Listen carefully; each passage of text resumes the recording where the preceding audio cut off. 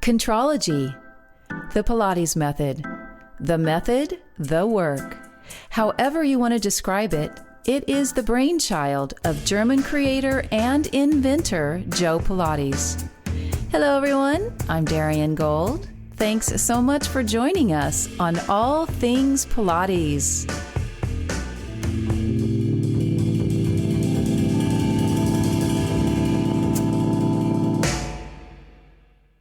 How many of you have had this experience? You've been sitting for a while and you feel fine, but when you stand up, your low back and hips feel very tight. If so, that could mean your psoas muscle is too contracted and pulling on your spine.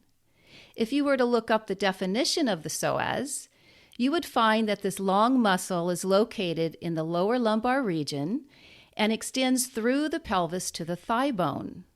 It connects the upper body and the lower body. Liz Koch, our guest today, knows more about the psoas muscle than just about anyone in the world. And according to Liz, the psoas is much more than our deepest spinal muscle. She says that this biointelligent tissue expresses one's integrity on every level and may be perceived as the guardian of the hara, commonly referred to as the moving center. It is the supreme source of inner power. I was lucky enough to experience some of this inner power in 2004 when I met Liz at one of her psoas workshops in Santa Monica. I remember walking to my car afterwards, and my legs felt so jiggly, as if I was a puppet on a string and that string had been cut. I also felt spacey, as if my very existence had been exercised, and even driving home felt different. Liz is the creator of Core Awareness, an educational website dedicated to understanding the psoas through enhanced somatic awareness. She's had 45 years of experience, and her unique approach to movement has garnered a large following both nationally and internationally. She's authored a number of books that focus on kinesthetic intelligence and somatic awareness for developing our human potential. Liz is ever evolving, and as a conceptual artist, she explores the deep sensory system and the wild wisdom of the psoas. Stalking Wild Psoas is her passion, and changing the language of body is her mission. Welcome to the show, Liz Koch. Well, thank you. It's a pleasure to be here. Finally, we are together. Liz, what is it about the psoas that captured your heart? It was really, I'm a conceptual artist, and I was teaching at the Boston Museum School of Fine Arts. And actually, it was discovering that movement changes our perception that led me in that path. And at the time, I met a man named Bob Cooley, who was from the dance background, and he was exploring injuries, trying to figure out why injuries happen. And he had tracked it back to the core, that when we really have an interruption in our ankle or our knee or twist, whatever it is, it's actually stemming because all movement begins in the center of your being. So he was at that moment in time fascinated with the psoas. He went on to do other things with that, but with his awareness and his work. But I entered that field, and psoas became very important to unraveling some of the mysteries of Liz, low back pain, fear responses, things like that. So I began to explore it, and it just had a life of its own. And your aha moment when you were working the psoas, was there one place in the body that you didn't know had ease, and then that area of your body opened up and you recognized even more that the psoas was the root? Well, it's more that I kind of courted the psoas, I would say. I began to recognize that this tissue was what I call now a messenger of the midline, that it's actually not a muscle. It's put in that box because of anatomy, but really it's so much more. And now we know in science, it's part of what's called the neurocore. So it's part of your sympathetic response. It's part of your autonomic nervous system, but it's also part of your connective tissue. So in the very center of your being is a spinal cord, a psoas, a kidney, and 2 kidneys and 2 adrenals. So I discovered a lot more about it, and I was following an intuitive feeling of psoas as I got to know it. And then I would look for intellectual information about psoas. And a lot of it didn't, like it's a hip flexor or it's a stabilizer. It didn't actually match up. So I had to look for a different paradigm. Wow, that's so my aha moment was when I found embryology, because embryology was like, oh, this is what I'm sensing. Can you say more about that? Sure. The paradigms are different. When you're studying cadavers, you're studying dead tissue, and you're using reductionist thinking. You're taking something apart, saying, if I can take it apart and name all these pieces, I'll know what it is. Embryology is about process. It's about life unfolding, and the embryo is still within us. We're still unfolding. So it's a natural process.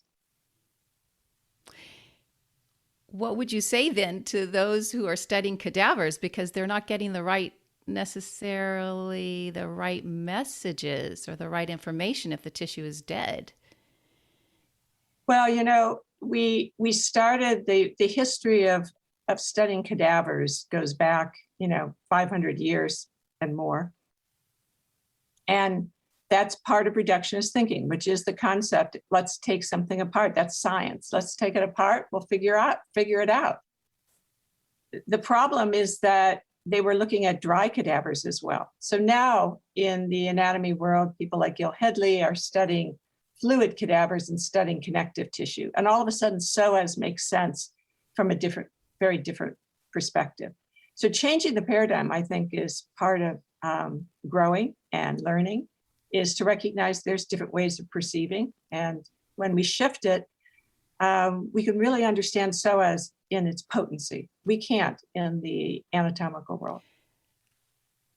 Agreed. And thank you for clarifying. But can we stay in the anatomical environment for one moment? And when the psoas muscle is referred to as the psoas major, there is a minor as well. And is it true that some people don't have a psoas minor? Well, I think the best way to understand this, because I'm not in I'm not in anatomy, and I'm not trained in anatomy, and I'm not trained in therapy, but I will say that psoas is an evolving tissue. So a medical text was put out in about, 1960s. The author was Michelli, and the title of it was The Psoas Muscle. And he, as a physician, was studying it. And it was given to me as a gift by Cooley. And in it, he talked about the minor and major. And he spoke to the fact that in primates, because they are utilize their core in more of a flexed position, but that it was engaged that way, and we think of it that way. But as the human being began to stand up, the tissue that we call psoas minor, which begins up at approximately T12, but some people it grows out of the lumbar spine, grows into the pelvis rather than bypass it. So it maintains more of that flexed position. What that really means, though, I want to be really clear, is, again, that's an intellectual paradigm in which you don't understand, or it's hard to understand that it's not where your psoas is, because I've also worked with people who have psoas all kinds of places, psoas that are cut in half, and psoas that have been removed. So I want to say it's not the anatomy, it's the health and vitality of your psoas. The psoas is filet mignon. In any cut of meat we eat in an animal that we consider the tenderloin and the most delicious, succulent, non-directional fiber meat, that's psoas. So it's global. And for most people, I have not found a distinction between whether they do or don't have a minor or not. Mm-hmm. But yes, it's evolving. We're losing it. That's fascinating too, because perhaps in a couple of generations, that won't even be part of the anatomy chart at all then. That's right. If you're looking at other cadavers, what you're looking at is how they lived their life. That's what you see. So somebody can be a large person and have a very dry, shrunk psoas, and somebody can be petite and have a plump psoas. And the reality is psoas is about the size of your fist. It's very, very large tissue, but it's orbital, it's global, and to me, it's a messenger. It's better to be thought of as an organ of perception than a muscle to engage. And isolated as just a muscle, because it has this influence over the entire being. Yes. It does have a relationship, though, with the diaphragm. It does. It grows up underneath the diaphragm, and the diaphragm emerges up out of the front of the spine in kind of mushrooming. I think of a lot, the diaphragm, when it's healthy, it's kind of like an aquatic being. It has like a jellyfish movement to it. And in response, the psoas, when it's succulent and juicy and responsive, is more of like a pendulum. And together, they really do, through walking, when you create a beautiful internal massage. I wonder if Joe Pilates was thinking about that, even though that he didn't really understand the anatomy the way we understand today, but he always talked about this internal shower, this internal massage happening with the work. And maybe he was onto that path, even though he couldn't articulate it. Absolutely. And I think if, Joseph Pilates was alive today, he'd be talking about connective tissue. I agree. Mm-hmm. The moving center is referred to as the hara, which I never heard of until I read your information on your website. And this is hara a Japanese term? Yes, and there's a book that was translated called The Hara that I read early in my explorations. And it really spoke to me because it spoke about expression. It spoke about how we carry ourselves through life. And when we're grounded in our bones, when we feel really landed in ourselves on the earth, then we're really living from that moving center. And the moving center can be understood as all the planes of gravity, how they move through and shape us. And so it's here in our belly core. It's also called the Buddha belly or the Tandien. It has different names in different cultures. But the ancestral lineage of hara is a Japanese understanding of being present in the moment and present on the earth. And that would mean, though, to be able to have the bones dropped and being full in yourself and walking through your world confidently, that must mean then that your psoas is supple and juicy. Absolutely. Because basically when someone has a tight psoas, as you described in the beginning, what is actually happening is not tissue that needs stretching or releasing. It's actually drying. It's being misused, overused, maybe even abused. And so we're really looking at reading the messenger of the midline as being one, people don't live in their bones. They don't have a sense of their proprioceptive connection to earth. They're losing that. And so they're kind of drifting, like you said, almost like a puppet, moving through space, not grounded like a wild animal. So as animal. Why is that, Liz? Why are people losing that connection? birth trauma are, we've usurped the mother-baby bond. Mothers are delivered rather than babies being caught. We don't live on the earth. We live in apartment buildings and houses and way up above the earth. It's only been, a few generations that indigenous cultures moved from, homes that were circles to homes that were square. We aren't connected to the earth. We don't recognize her as our, the kinship of earth and all living beings. And that's pretty obvious in our ecological devastation.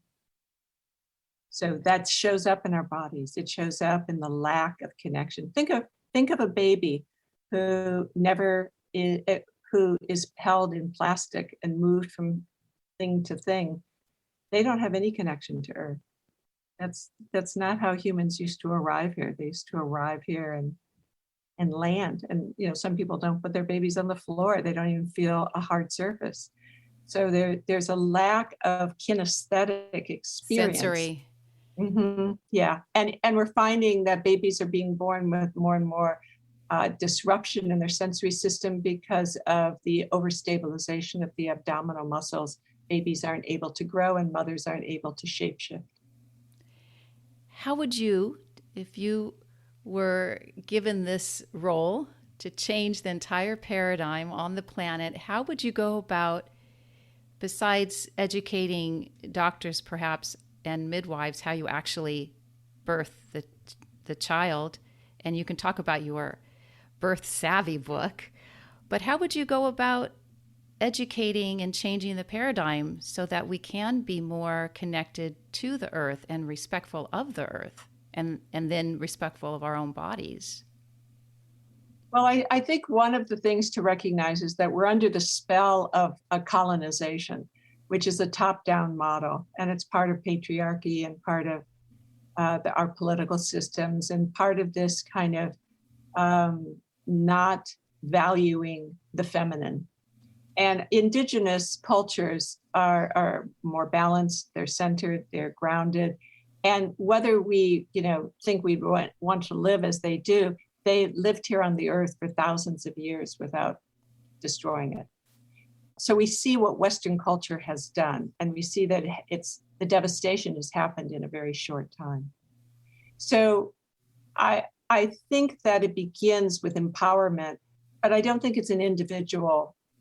Yes, women need to recognize that they've been giving birth for literally millions of years and that knowledge is within them. But that has been taken away from them.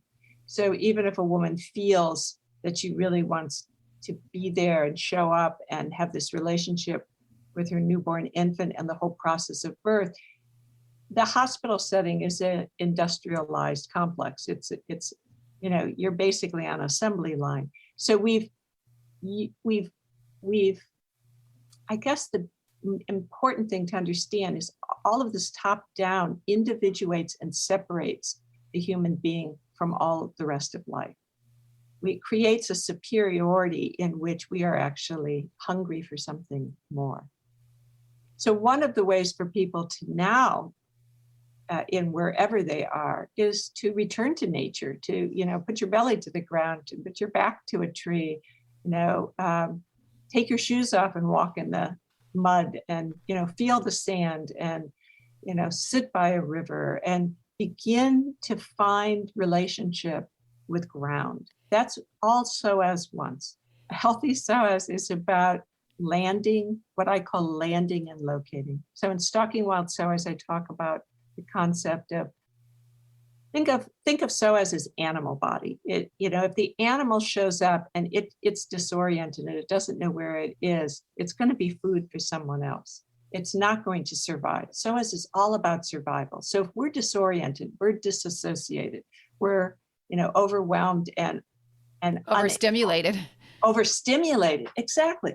We're not going to find ground, and we are going to have these tension patterns that we feel if we could just release that thing, it'd be over. But it's not. It's about metabolizing our experiences and literally getting in our kinesthetic sensory system and feeling. That we don't stand, we walk, we don't stand on our feet, we stand on the earth. Oh, that's a great tagline. You should use that. Do you use that? I love that. I don't think it's mine.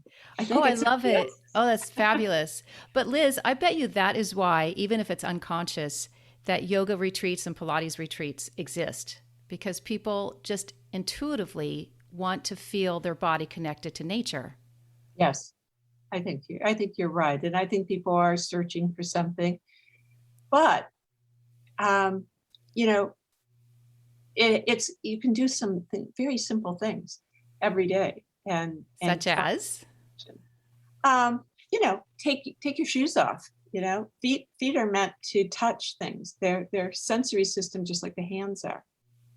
So if we want to feel ground, sometimes our shoe is disrupting that connection. If you put a heavy shoe on a little toddler, they'll use their knees to walk. They won't use their pendulum of the psoas to fall.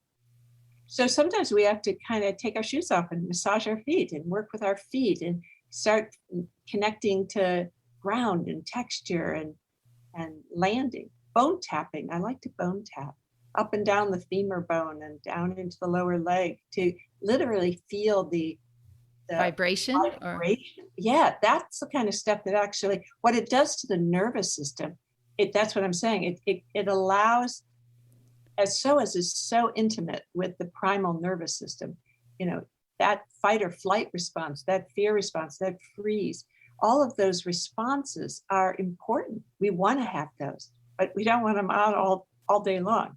And that's a lack of knowing where we are. Like literally, we don't know where we are in space and time. It happens in the head too. That contracts the psoas or holds it kind of in a freeze mode when we're on the screen, when we're looking down at our phone all the time, where our head is always dropped, because proprioception is what psoas is talking about, especially skeletal proprioception, which is our relationship with showing up here on Earth. And it takes me back to my training as a gymnast, as a dancer, and Pilates. I always heard from my teachers, drop your bones and lift your muscles. I don't think they were sophisticated enough to explain how this muscle is so integral to finding the freedom in the bones.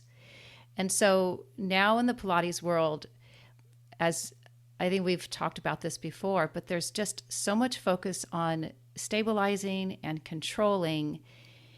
And if you're doing too much of either, do you think that the psoas, you're cheating the psoas basically? You're not letting the psoas express its job in helping the bones and muscles do what they are supposed to be doing.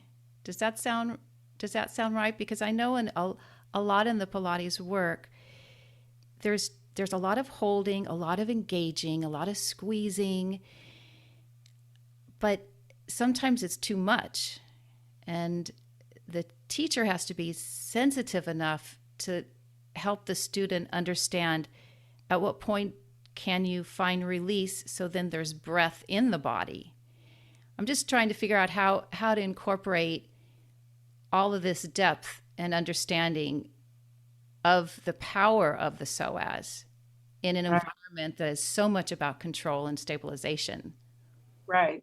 My work is about awareness. So as we become, and one of the things that Pilates is offering people right now is a kind of an awareness towards where movement comes from, like the initiation of a movement or the articulation of a joint. So there's value there. The overstabilization is one of the problems with psoas that makes it dry out. When you use psoas and you can't tell the different layers of tissue, so you can't tell what's psoas versus what is abdominals, for example, then you use it all as one mass. And that's that overstabilization of core. But it's also an idealized, and particularly an idealized white body that you're replicating, which is a lack of expression in the core. Did you say white? W-H-I-T-E? Yes, I did. Oh Yes. no, what does that the mean? superior white body, absolutely. And it's emulated in dance, it's emulated in fitness, Oh, it's emulated in Pilates and yoga. And so what we're looking at is a spinal column in which you're creating density. That's a mechanistic model of body. If you understand you're a living organism, you're kind of more like a living river as a spine. In embryology, all life comes from that center axis. So you don't want to overstabilize, you want to express, you want to unfold, you want to move, you want to feel deeply. And so then you're not looking just for a right looking body, an idealized kind of look. You're not sculpting the body. You're actually allowing the organism to have expression. So psoas is part of those primal expressions of fetal curl, which is protection, and warding off, which is arcing and getting bigger and just standing your ground. They're expressive, and we lose that if we overstabilize. So it's a combination. It's the ability to articulate and recognize, like, for example, when I've worked with lots and lots of Pilates instructors. I've been in Pilates conferences years ago. And, when I would show that, I can do a movement with my leg that doesn't involve my abdominals, they were going, how could that happen? And I was saying, because you're using a model that's the lever-lever model. It's a mechanical model. You tighten one thing to loosen something else. That's mechanistic. But you actually, that's a model that's put over a living system. We're actually a living organism. We're more like an inner caterpillar that has expression and moves through space and has grown arms and legs. The spine is a living tissue, and all life is emerging out of that, and it's always returning. So in osteopathy, they look at these relationships as any living system. It's a process. It's an unfolding and an infolding. It's a coming out and a returning in. It's not a columnized body. And when we look at the spine columnized, we tend to move it with the legs. If we understand it's a living expression, upper psoas, which is under that diaphragm and right under your heart, you are actually moved by your heart. And the impulse to move through space, to reach, to long, to gather, comes out of the very core of your being. So there's a lot of overstabilization that's really not totally needed in regard to you're being denied in the full experience. Yes, there's like you're kind of finding ways to feel safe in some ways. And part of it is that relationship you brought up between muscle and bones. I mean, it's all tissue. So when you go into connective tissue, you're looking at different relationships of tissue. They're not separate things. And so then you're looking at bones float in connective tissue. But what if my muscles are so dense that they can't float? Then I'm using a lot more muscle strength to move myself around. I'm exhausting my own adrenals, my own kidney energy. So what is it if I start to find the opening of connective tissue? And that's why I said, I'm sure that someone like Joseph Pilates, with the science that's now available, would have expanded on his work. And I don't know what that would look like, but I think he would have continued to expand and understand now that when we're looking at the lever-lever mechanistic, we're looking at a paradigm that's overriding a living system. That's that top-down model. And I think Pilates has continued to evolve. And I see people teaching who are more kinesthetically sensitive. Certainly in Europe, Pilates is taught differently than in America, where we are more in like a certain level of control. They are more kinesthetically oriented, and there isn't a lot of kind of conflict between what I'm talking about and what they're doing. So and certainly there are specific teachers who work that way too in America, but that locking, the locking of the pelvis or the navel to spine, that still is taught in many places. really does damage to those bones floating and this juiciness of the psoas. You're recruiting psoas rather than allowing it to be neutral. Is there ever such a thing as a psoas that never gets worked? So it's not dry because it's never been overworked. It's sort of just blah, doesn't even do anything. Do those kinds of people exist? Well, I think you're thinking of doing something. Psoas isn't a doing tissue; it's a being tissue, and that doesn't fit in our model. The biomechanics is that all tissue from the center of your body forward flexes, all tissue from your center back extends. However, so there's no soul, there's no center. You are mechanistic. Everything's in opposition to something else. But if you look at an embryological model, you totally have a center. Not only do you have an axis, the north and south pole, you have this field of biointelligence that is literally your connection to the universe. You are, like the thumbprint, the hair follicles, they're unique. You're uniquely you. And that core is what's called the neurocore, is so as a part of. So it's not part of doing something, it's part of being. You belong here. It's part of your beingness.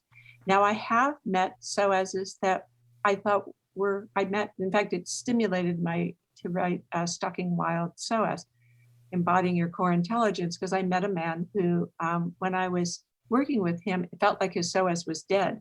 Mm. And I even opened my eyes and looked at him, make sure he hadn't died on the floor because I work on the floor. And I asked him, what scared you to death? And he told me he had died at birth. Mm. The stories of psoas are so intimate and so connected to our soul journey here. So in Taoist healing, it's called the muscle of the soul. Oh, that's beautiful. Can you think of one type of movement practice, maybe Tai Chi, that embraces the idea of how the psoas expresses itself, opposed to the lever yoga or Pilates model? Is it something like Tai Chi? It can be. It can be Qigong. It can be a lot of the Eastern energy forms work with the core, not as something you control, but something you feel the energy and the movement of that energy. In terms of my work, one of the influences for when I was developing my work and I was writing core awareness, I understood the biodynamic aspect of being human. I come from a long lineage of my mother's side of farmers, so I'm close to the earth, and I connect to the earth processes. Yeah, so there's a sense of life and that I'm part of that kinship. I'm not separate from it. I don't walk as an object across the landscape. Yeah, I'm literally part of the earth. I'm an elemental being. But the work that was most influential to me when I was looking for movement that would, just what you're saying, what was continuum movement, Emily Conrad's work with the fluid system. Because when we enter the fluid of our own living tissue, and when we take away the spaces and we are, even as we're older, still 90% fluid. We are touched by water. All life is touched by water.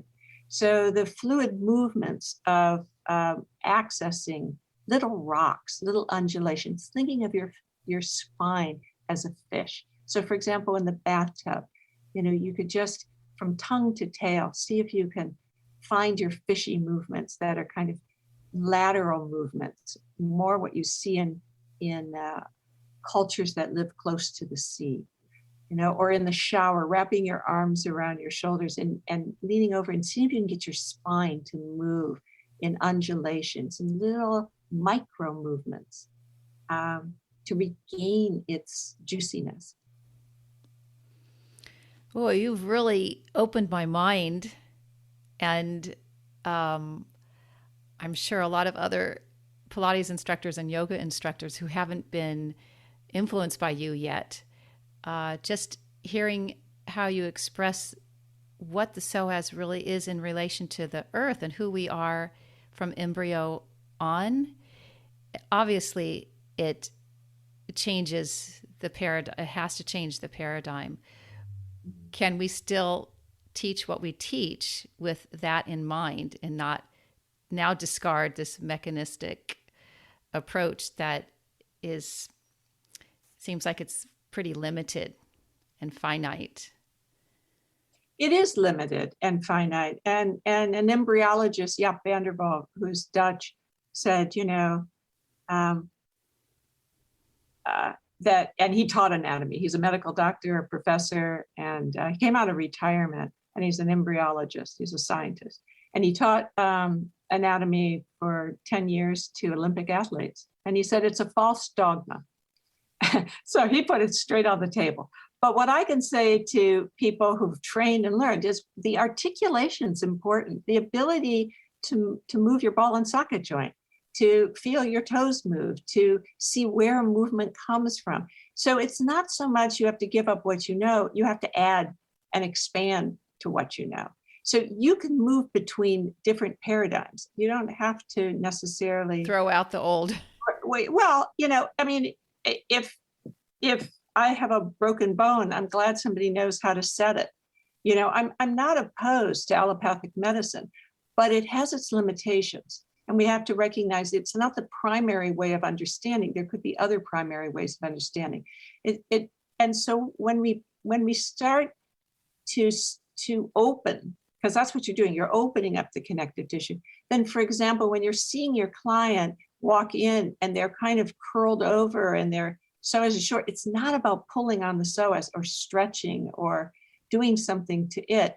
It's about actually recognizing that maybe they need to hang over a fitness ball. They need to even follow that cue of primary movement and complete it before they can begin their session. So what a lot of my Pilates instructors have done is they've started preparing people to do Pilates.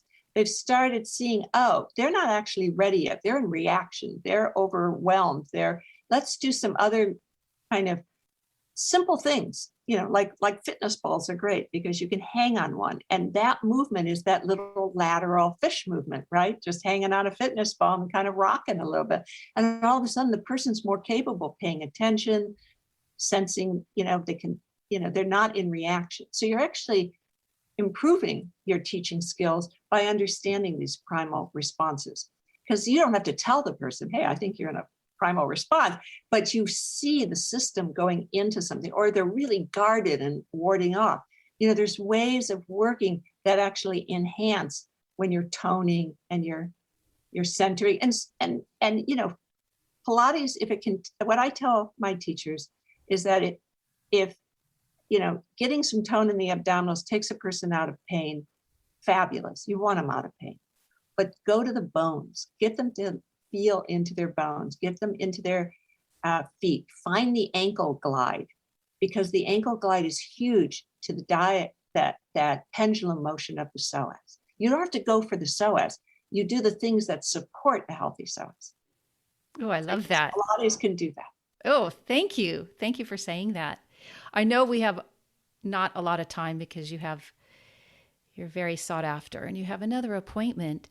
Did you want to just share with us quickly your new book? Has it, Birth Savvy, has it been released yet? Or no, it's gestating, and but it'll be out later in the year. My most recent book is called Stalking Wild Psoas, Embodying Your Core Intelligence. That's the philosophical piece.